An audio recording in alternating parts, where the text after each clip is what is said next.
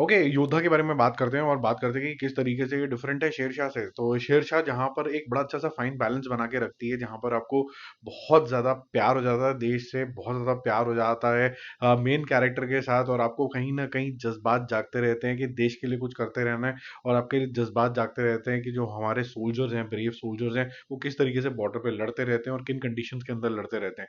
योद्धा जो है थोड़ा सा कमर्शियल वर्जन है सेम तरीके की स्पिरिट का, और यहाँ पर आपको पूरी करेज, पूरा वैलर, पूरा पेट्रियोटिज्म और पूरा जिसे कहते हैं ना देश के लिए सम्मान आपको यहाँ पर दिखता है। यहाँ पर अरुण की कहानी आपको दिखेगी, और ये कहानी बहुत ज्यादा आगे पीछे चलती चली जाती है। इसके डायरेक्टर साहब की पहले बात कर लेते हैं, सागर आमरे और पुष्कर ओझा, दो इसके डायरेक्टर्स हैं जो लिखा हुआ आता है स्क्रीन के ऊपर। और इन दोनों ने मेरे ख्याल से आपस में बातचीत करके मूवी को काफी ज्यादा शॉर्ट रखा गया है, क्रिस्प रखा गया है। It is looking very very stylish. The action is very very sleek. It runs very very fast. It doesn't bore you at all. It has got the right moment at the right time. Also, the twists and turns are really, I would say, will keep you at the edge of the seat. तो यहाँ पर जो एक ऐसे इंसान की कहानी है, अरुण की कहानी कहानी है जो बहुत ज्यादा पैशनेट है।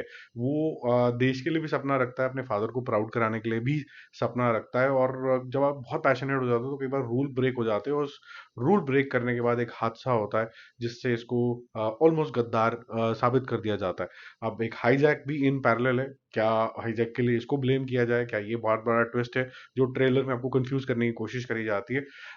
उसका आंसर आपके पास मन के अंदर ही है, और जो आपको मिल भी जाता है मूवी के अंदर बहुत ही जल्दी। वो इतना बड़ा ट्विस्ट नहीं है इसके अंदर। And how will he go about saving the entire scheme of things, and who will be guiding him in the entire process is the rest of the movie, जिसके अंदर कुछ कलाकारों ने तो बहुत अच्छा काम किया, जैसे कि रोनित रॉय। वो जेन्युइनली एक मेजर लगे हैं यहाँ पर। अगर हम बात करें यहाँ पर योद्धा खुद की, यानी कि अरुण की, यानी कि सिद्धार्थ मल्होत्रा की, उसका जो बॉडी का पोस्चर है और कुछ कुछ शॉट्स जो क्रू कट के अंदर उसके अंदर लिए गए हैं, एकदम से वैसे भी वो बड़ा स्ट्रेट तरीके से ही चलता है, ब्रॉड शोल्डर्स हैं, वो बहुत ज्यादा जबरदस्त लगा है। एक्शन सीक्वेंसेस की यहाँ पर एक्स्ट्रा बात करनी होगी, क्योंकि मैं काफी ज्यादा एक्शन सीक्वेंसेस से काफी खफा इसलिए रहता हूँ कि कैमरा फ्लिप होते टाइम, जब कूदी करते टाइम जो कैमरा है उसके अंदर कट्स होते हैं, और यहाँ पर कट्स ज्यादा लिए गए नहीं है, और लिए भी गए हैं तो इतने स्मार्ट कट्स हैं आपको ज्यादा पता चलता नहीं है। ये स्टोरी का एक और खास बात है कि थोड़ी सी नॉन लीनियर चलती है, ताकि आपका इंटरेस्ट भी बना रहे और आगे पीछे जो हो रहा है उसका लिंकेज भी अच्छे तरीके से आपको स्टाइलाइज तरीके से एक ग्रेट लुकिंग मूवी के अंदर दिखता रहे। बट ग्रेट लुकिंग बहुत अच्छे तरीके से कलर ग्रेडिंग और इस तरीके से वाइड एंगल से दिखाई गई है, स्काई शॉट्स अच्छे, बट नॉट ऑलवेज। कुछ कुछ वीएफएक्स आपको बिल्कुल बचकाना भी लग सकते हैं, स्पेसिफिकली बड़े स्क्रीन के ऊपर, जब आप बहुत ही फैंसी वीएफएक्स ऑफ लेटली अच्छी अच्छी मूवीज के अंदर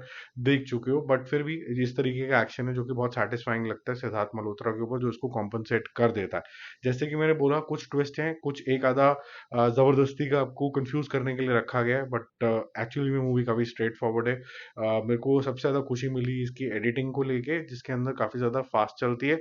लेकिन फिर भी कुछ पोर्शंस हैं जहां पर इसके कैरेक्टर को और समझाने के लिए, इसका पैशन को और समझाने के लिए कुछ सीन्स डाले गए हैं बियॉन्ड हिज लव स्टोरी। वो वाले जो सीन्स हैं वो मेरे को ऐसा लगता है कि ज्यादा कुछ यहाँ पर खास ऐड करते नहीं है, और लव स्टोरी को भी हल्का फुल्का यहाँ पर ड्रैग रखा गया है।